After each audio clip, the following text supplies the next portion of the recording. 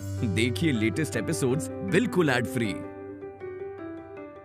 Bharat Ratna doctor Bhimrao Ambedkar को कोटि कोटि नमन। ये कार्यक्रम डॉक्टर भीमराव अंबेडकर के जीवन पर आधारित है, जहां भारत की जनता के प्रति उनके योगदानों को पूरी सजगता से चित्रित और रेखांकित करने का प्रयास है। कार्यक्रम में दिखाई गई घटनाएं लब्ध पुस्तकों से ली गई हैं। इस कार्यक्रम के जरिए चैनल की ओर से एक विश्वसनीय, सजग और सकारात्मक प्रयास है कि डॉक्टर बाबा साहेब भीमराव अंबेडकर के जीवन की संघर्ष यात्रा एवं गौरव गाथा पूरे आदर के साथ घर घर पहुंचे और उनके योगदानों से सभी संपूर्णता में परिचित और आह्लादित हों।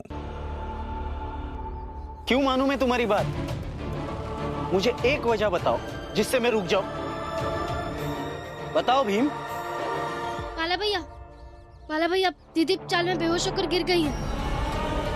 भाभी गिर गई? कैसे? भैया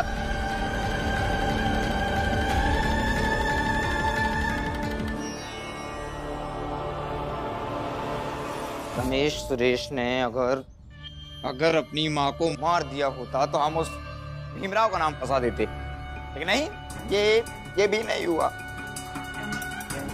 बैठिए। कृष्णदेव जी, समझ नहीं आ रहा कि हमारी हर चाल नाकामयाब कैसे हो रही है, और ये भी तो नहीं समझ में आ रहा कि अब आगे क्या करना है। नरोत्तम, कुछ ना कुछ तो करना ही होगा, वरना उस भीमराव के हौसले और बुलंद होते जाएंगे। मालिक, तुम्हें मालकिन ने खाने के लिए बुलाया। जाके कह दो कि भूख नहीं है, जाओ।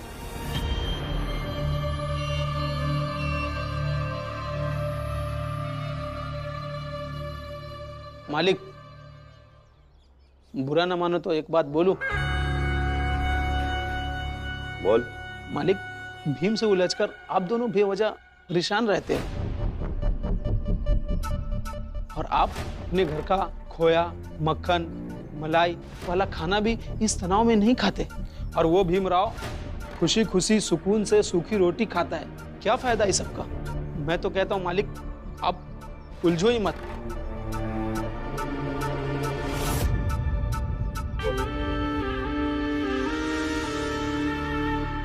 क्या कहा? क्या?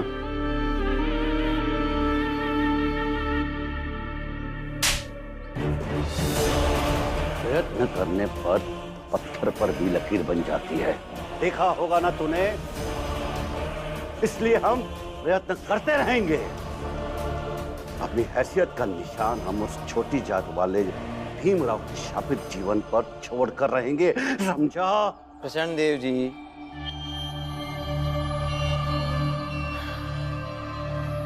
इसे मैं समझाता हूं।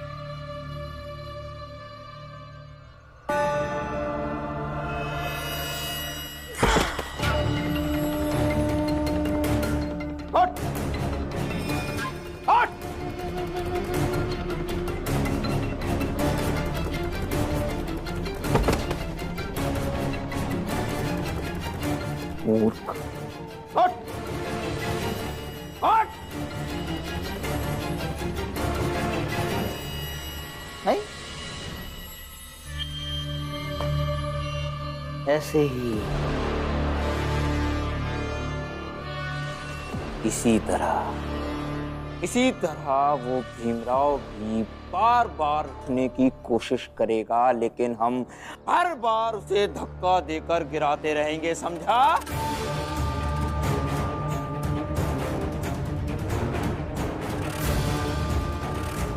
निकल।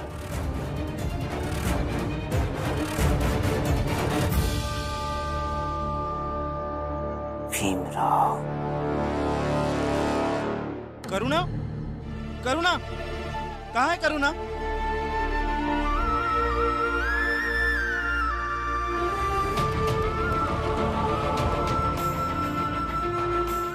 करुणा, करुणा, क्या हुआ तुम्हें? रमा कह रही थी कि तुम बेहोश हो गई हो। झूठ बोला था रमा ने।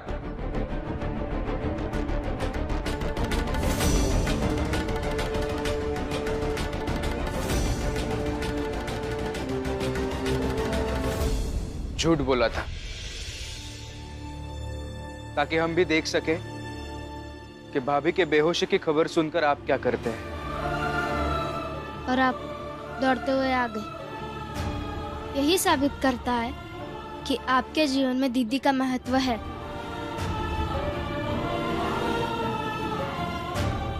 और जिन रिश्तों का महत्व हो उसे संभाल कर भी रखना चाहिए।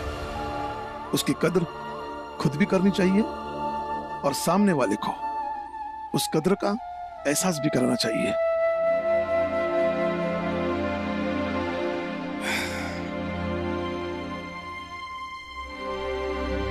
भैया, मैंने जो शर्त रखी थी वो मान लीजिए। क्या पता शायद सब कुछ ठीक हो जाए। आप मुझे 10 दिन दे दीजिए। इन 10 दिनों में आपके सही और भाभी के गलत के बीच एक मुकाबला करवाएंगे। अगर आप जीत गए तो मैं ये मान लूंगा कि पति हमेशा सही होता है, लेकिन अगर आप हार गए तो आपको ईमानदारी से अपनी गलती कबूल करनी होगी और भाभी के साथ एक नए सिरे से रहना होगा।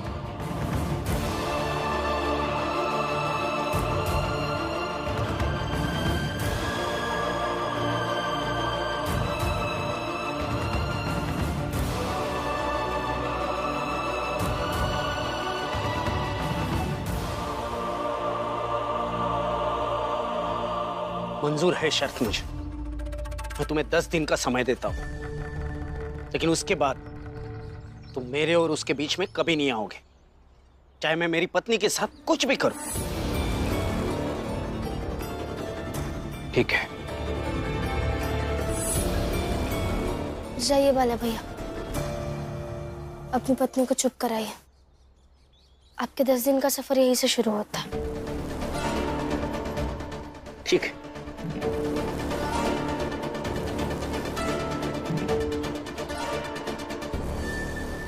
जो बाला भैया वर्षों से ऐसे रहे, वो 10 दिन में बदल जाएंगे क्या? पता नहीं रमा, लेकिन कोशिश तो करनी होगी ना। और इसी कोशिश में हम उस प्रक्रिया की भी तलाश कर लेंगे जिससे गुजरकर पुरुष मानसिकता से ग्रसित एक पति को हम सुधार सके।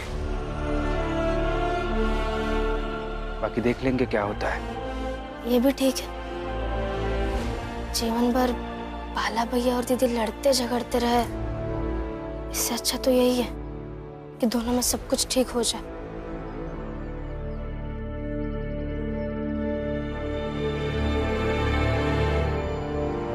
चलो बस करो रोना, उठो। एक।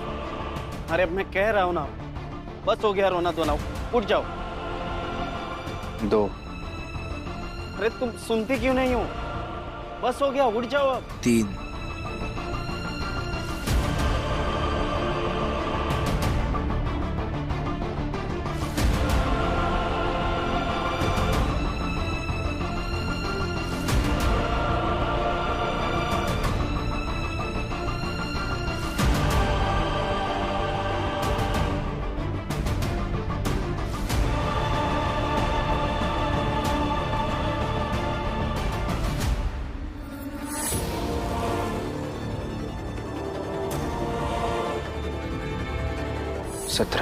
देखो, मैं आखिरी बार पूछ रहा हूँ तुमसे, तुम सुनने वाली हो या फिर मैं? बाला, तुम बहू से ऐसे बात नहीं कर सकते हो।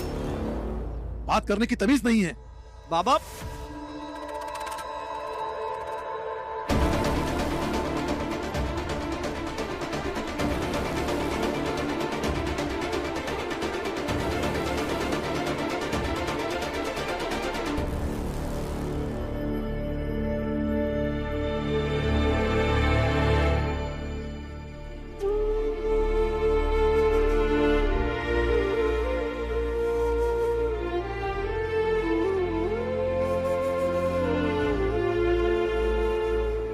सत्रह बार भैया ने भाभी को चुप होने के लिए कहा और फिर गुस्सा होकर मर्द होने की धौंस दिखाकर भाभी को अकेला छोड़ गए।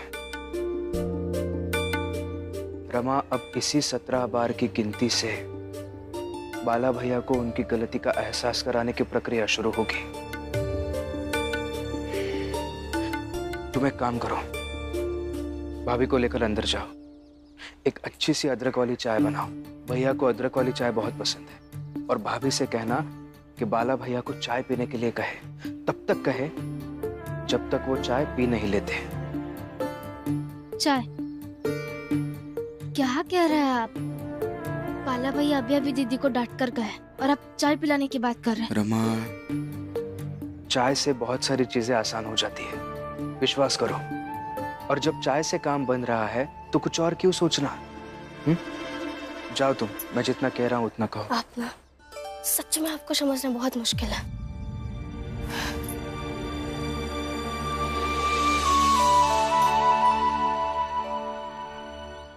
दीदी अंदर चलिए, चलिए अंदर चलिए। मैं कह रही हूँ ना, अंदर चलिए, उठिए, चलिए।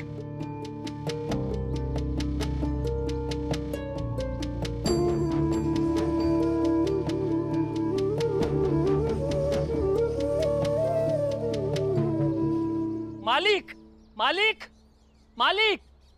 ए, क्या? क्यों गला फाड़ रहा है?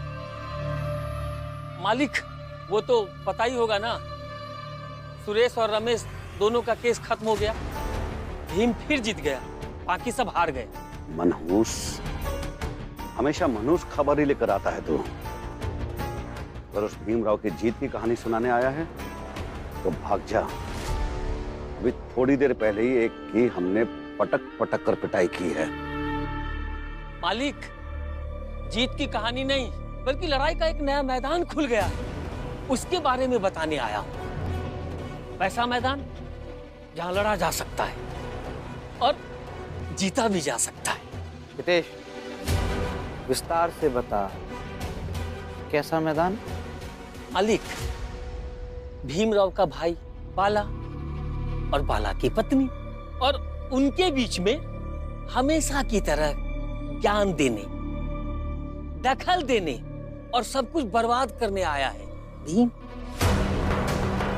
बाला मर्द है, पति है, वो अपनी पत्नी को पत्नी की तरह रखना चाहता है। मगर भीमराव जैसे खुद अपनी पत्नी का गुलाम है, वैसे ही बाला को भी बनाना चाहता है। अब आप ही बताइए, सोचिए, समझिए कि उस मैदान में कैसा युद्ध हो सकता है।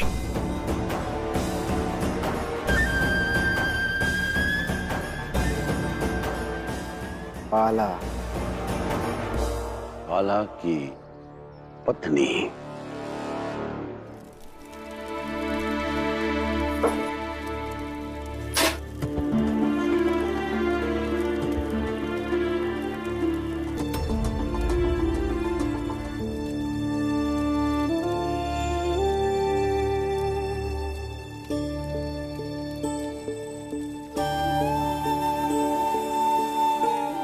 डरिए मत, मैं हूं ना, कुछ नहीं होगा। डालिए।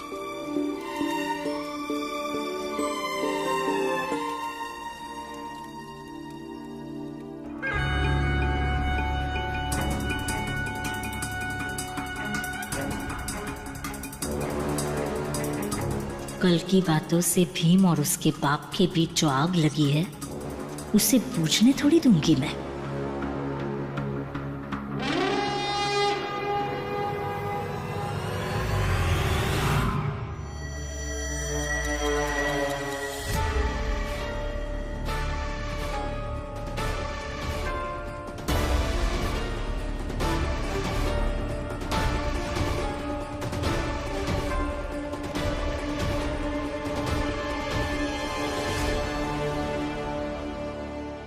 क्या सोचा?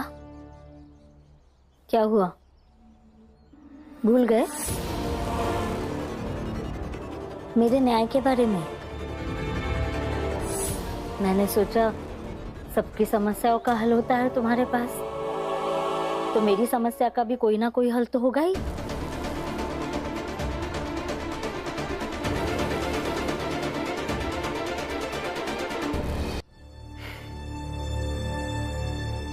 मुझे अफसोस है और सहानुभूति भी है आपकी व्यथा और दशा को लेकर। बाबा ने जो किया वो गलत किया, मैं मानता हूँ। मानने से कुछ नहीं होगा, और तुम्हारी ये सहानुभूति नहीं चाहिए मुझे। मुझे बस ये बताओ कि तुम्हारा न्याय क्या कहता है।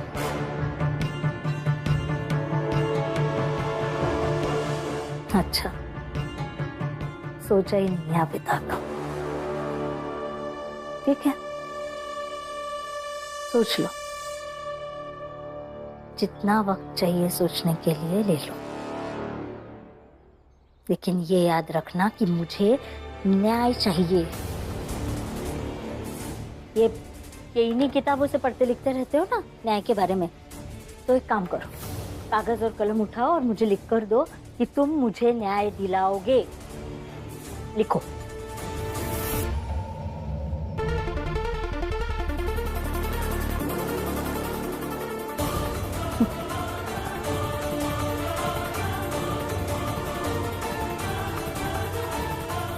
तुम तो कहते फिरते हो कि न्याय के लिए कुछ भी कर सकता हूँ, फिर मैं तो सिर्फ लिखकर मांग रही हूँ तुमसे।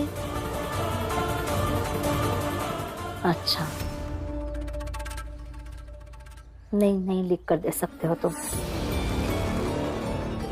अगर नहीं लिख कर दे सकते हो तो कसम खाओ, अपनी आई भीमाबाई की कसम खाओ कि इसके बाद दुनिया के सामने मुंह उठाकर ये नहीं कहोगे कि ये भीमराव अंबेडकर न्याय के लिए कुछ भी कर सकता है। कसम खाओ।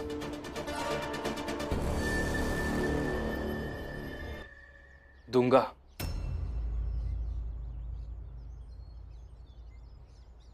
मैं लिख कर दूंगा आपको कि आपको न्याय मिलेगा और उसके लिए मैं लड़ूंगा।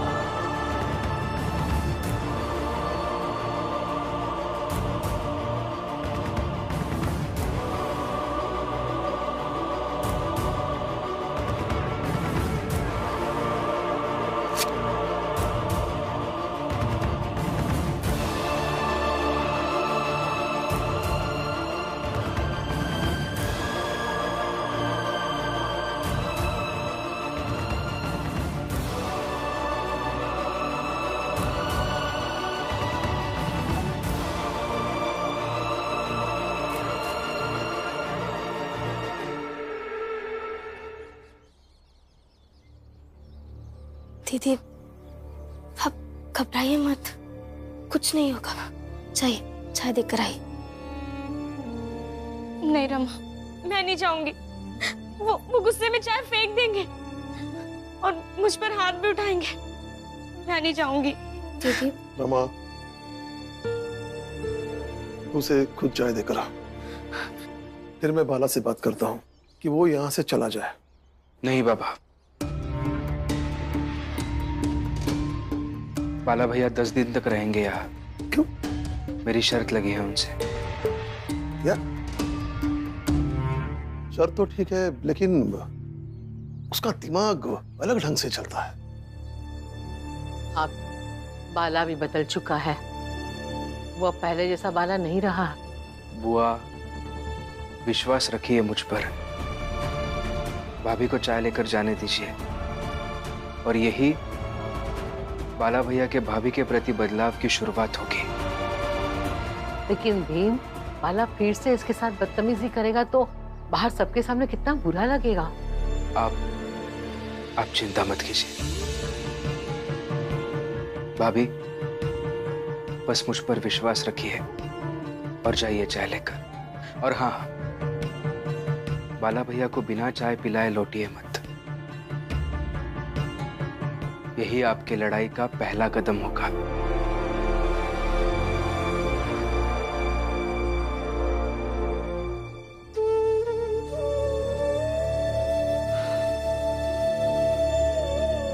ठीक है भीम, मैं जाती हूँ।